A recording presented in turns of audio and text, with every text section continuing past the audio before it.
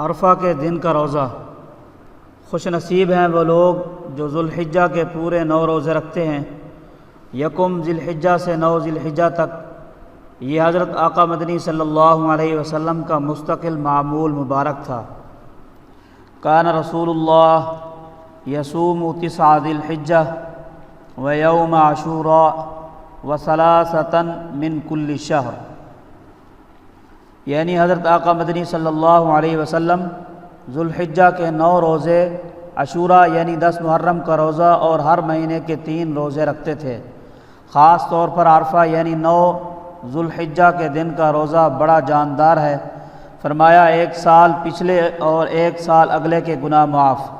سبحان اللہ، اور کیا چاہیے۔ عید کے دن اللہ تعالیٰ کی طرف سے دعوت ہوتی ہے، پاکیزہ حلال گوشت اور تکبیرات و اذکار کی خوشیاں۔ اس دعوت سے پہلے اپنے مولا کریم کے لیے بھوکے پیاسے رہیں گے تو انشاءاللہ خوشیاں دوبالا ہو جائیں گی۔ اللہ اکبر لا الہ الا اللہ واللہ اکبر وللہ الحمد۔